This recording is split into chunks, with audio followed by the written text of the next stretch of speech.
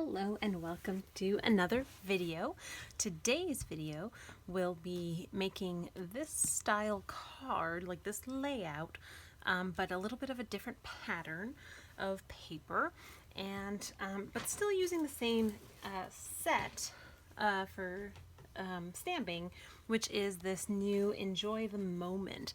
So this is one of the ones that's coming in the mini catalog, and while I cannot show you the catalog itself's interior, I can show you what it looks like on the outside, and this is what it is. So here's that gilded leafing here that I have, that I've been playing with a little bit. I'm hoping to get a better hang of it before I start showing you guys, so that, you know, I can give you guys the tips and tricks I learned, so you don't have to make those same, you know, progressive steps. So this is coming. It is going to last for a fair while here, 6 months, and I'll show you more things that come that you could get your hands on from this. And this is one of those things. So let me start by giving you a little bit of the rundown of what you need for this card. I will have on my blog post for this one all of what you need to make this card and all of what you need to make that card. They're a little bit different because for this card I use this longer stemmed piece for the kind of focal point, and then for this card I thought, oh well, let's change it up, so I'm going to use this piece instead. And obviously I'm using a different sheet from this pack of paper here, which has all kinds of different patterns. Oh, hello. I use, here's a tip in case you don't do this. I use one side where I keep fresh uncut sheets, and then wherever they have the white piece that has the information about the paper, I put on the opposite side all my cut pieces. So whether I even just use, even if I have a little strip or these teeny tiny little pieces, I still keep them in there. Only if they're absolutely minuscule do I consider getting rid of them. So like for example, this piece I used earlier to kind of test my inks to make sure that they were juicy enough. So if you need to know how to re-ink that, go ahead to my previous video and I'll have that linked below, so that if you do want to get your inks, your ink pads re-inked and you don't know how to do that, I'll show you how in that video. So let me show you how to make this. A couple of tips here. For this card, I typically use an 1/8 of an inch border on most of my cards, but for this one, I don't know, there was something that spoke to me and I said, oh, let's use just a little 1/8 of an inch. So my borders are a little bit smaller than this. So just a heads up there that that is a little bit different than the norm, and you could always make them a little smaller if you wanted to, or I mean a little larger borders. So let's get started. First things first, you will need obviously your stamps inked up. I decided that I was like, oh well, this is a nice birthday card, let's make one for a little note, because you know, you can never have too many note cards. So what you need for this card, I use the basic gray that comes in the Well Suited twine combo pack, but for this one, because the colors are more kind of muted wood tone neutrals, I thought I would just use the basic linen thread. So that being said, let's show you the pieces. So first is just our base piece of our DSP, and I picked this one in part because it was lighter in color, and the piece on the back was also lighter, so that I could stamp on it and I wouldn't have to use like a separate piece of paper. So there's that, and then essentially I just put this right on top. So this piece here is 4 1/8 by 5 3/8 this way, to give you just that 1/8 little border all around. Then you've got your piece of DSP the opposite side, and this piece here is this piece I believe is 2 by 3 actually. Did I not write that one down? Yeah, 2 inches by 3 inches, yes. So 2 by 3, which means that this one here would be 3 1/8 by 2 1/8 to get you that little 1/16 border all around. And then here, this piece here, you could actually do it by sight. Originally this one here, I actually just stamped it and then cut it down and then made this fit with about the same border. I actually eyeballed it, but I did measure it for you after the fact. But this one is actually going to be 2 inches by, was it 1 and 2 inches by 3/4 of an inch? Is that right? Oh no, this one's the 3/4 of an inch by 2 inches. Oh, this is just an eighth smaller. So this is 5/8 by 1 7/8 for this DSP piece. There we go. Okay. So let's go ahead and show you how to make this. First things first, let's get our stamping done. So what I used for this piece, I actually used a different piece from this stamp set. I used both of these little guys, but for this one I thought, oh, let's use this one. So that's what we're going to do, and we are going to use, once I find it, so let's actually, I have both my soft suede and my crumb cake out. So what I'm going to do, right, and this is a tip for any time you are not quite sure what you want to do. I know I want to use this piece on the front of my card, so I don't want to really mess with it too much, but I have this entire back side of the piece. So as long as I'm not stamping on the same part over and over so that the ink can seep through, I can stamp on this piece to kind of get a sense for which color I would rather have. It's not the exact same color as this one, but I'd like to think I could kind of figure out if it's going to be a little too dark for me. So I did this on purpose. As you could tell from my previous video, I recently re-inked my soft suede so I can get a sense for how dark this is going to be. And you can tell here, if I put that there, looks like it'll be pretty dark. But let's go ahead, clean that off, and use my crumb cake and see if that is more kind of in tone, the tone that I'm kind of looking for. Yeah, ooh, I don't know.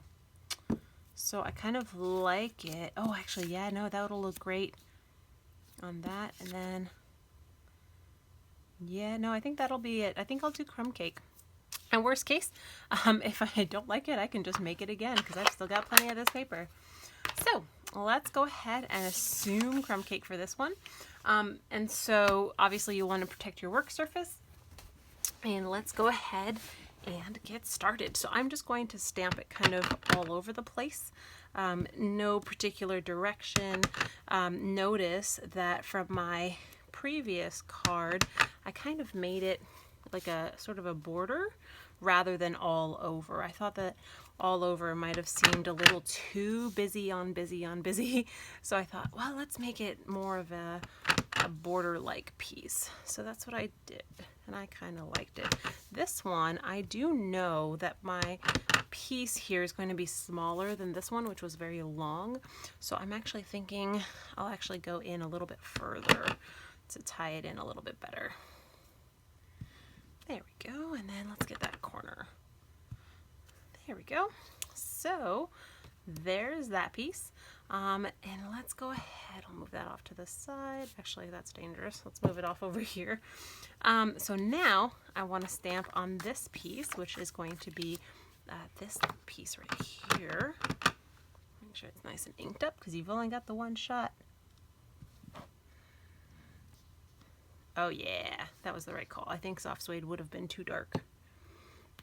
All right, so now the only thing that's left to stamp is our sentiment. And this is one of those things where I actually did, for my previous card, I actually just stamped it on just a full piece of paper, and then I trimmed it down so that way it didn't matter how good I did it. That looks fantastic. So let's go ahead, we'll let this little piece dry, and let's start assembling our card. So first things first, I adhered this big piece down, and let's go ahead and fold this, just because when I was holding it over, it didn't look like it was creased at just the right spot. So let's help it along. There we go. So now all you gotta do is line it up, and notice it's gonna have that teeny tiny border, which I kind of like, or at least for this card. I'm sure that there are plenty of cards where that's not my jam. Actually, no, I'm gonna use the, because so here's the thing, why I'm using my liquid glue. This is a perfect card where you could use the seal, but because I kind of want a little wiggle in case I do get it a little off on my stamping, or on my gluing it down on that first shot, it's going to be a lot easier to kind of wiggle it around if I've used my glue over the seal, and certainly over the Seal Plus. And there we go. Oh, and it's squirted out a little bit there. There we go. Beautiful. So now I'll do the same here for these guys. Might as well just use it. This one I've been trying to finish off for the longest time. It's actually almost ridiculous how long these bottles last me. I'm not one to over apply, so I think that helps, but it's definitely a little bit ridiculous. There we go. And then, there we go.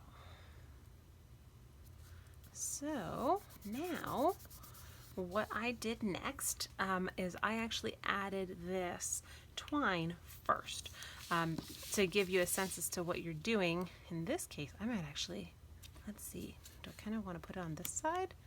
That's kind of nice. Yeah, let's change things up a little bit. That way I block the piece that was empty. Let's see, hold on, let's try this. No, I definitely like it the other way better. That'll be fun. I like changing things up a little bit.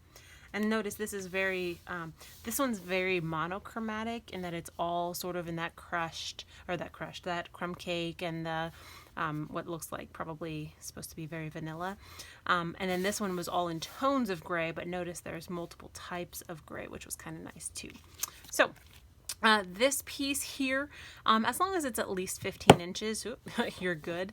I used a leftover for this one, which is why it's a little bit longer than 15 inches.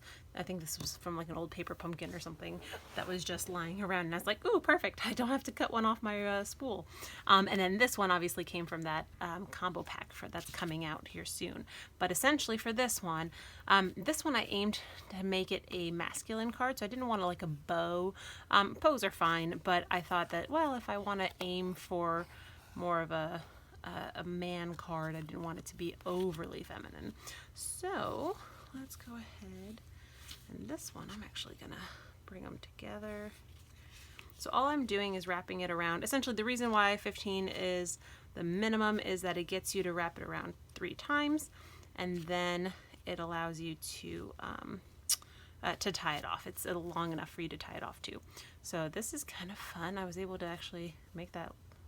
I don't know how I did that on the first try. Good job, me.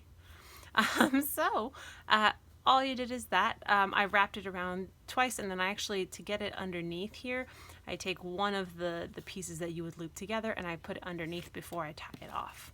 So there's that piece and this piece. You can, if you want to, adhere this first. I'm actually going to hold off on this piece. I had adhered it first, but they were a little bit bigger, so I thought it was a little easier to do. This piece here, I'm actually going to add some dimensionals and adhere it to the card first, and you will see why I'm doing that in just a bit. And I'm actually going to intentionally go over my twine, or my linen thread, sorry, and that's because I want to make sure it really stays in place. And I think I'm actually going to add an extra piece on both sides there. Normally you wouldn't need to, but that way it really won't budge. So there's that. So now I'll just take these off. I happen to have the nails at the time to do so. I do not always have the nails to do so. So I do recommend you take your pick tool to help you with that. So now I'm just laying it here. I'm going to try to make sure that it's about even on both sides. There we go. In terms of this distance and that distance being pretty similar. So there's that. Now I want to make this guy be here. On this one I tried to sort of make it even, but not really. I didn't want to overlap this one too much. Here I'm going to overlap it because I don't want it to overlap with the thread. So I'm going to have it like this, but maybe let's see, actually a little bit more like that. So here's the thing. That means I need to have it glued here, but popped up on this side. So what I'm gonna do is add my dimensional, add just a little bit of glue. I don't wanna like go over to the point where it ends up drying all wacky. So there's that. And now, I think, and now here's the thing. I kind of wanna do what I did here, where this distance is about the same as this one. So let's do that, even though it'll kind of cover my piece a little bit more than I'd like. That's okay. That's one of the kind of benefits of working on the fly. Things change as you play with them. So now, I'm just going to use my regular little, I use these for like cutting ribbons and threads and things, because I don't like using my paper snips for anything other than paper. But there we go. So we've got 2 cards, same pack of DSP, same stamp set, different color palettes, and both have kind of a different look to it. So this one seems to be more, I guess, rugged, I guess is the word for it. And this one seems a little less, less rugged and more, I don't know, classy, classic, I don't know. Let me know which one of these you like better in the comments. If you want to see more cards like this, feel free to subscribe, and I'll try to be 2021. Hopefully I will be better about being more consistent with my videos. This holiday season has definitely knocked me back a little bit. So if you've got questions, let me know. Otherwise, I will see you guys in the next video. Bye.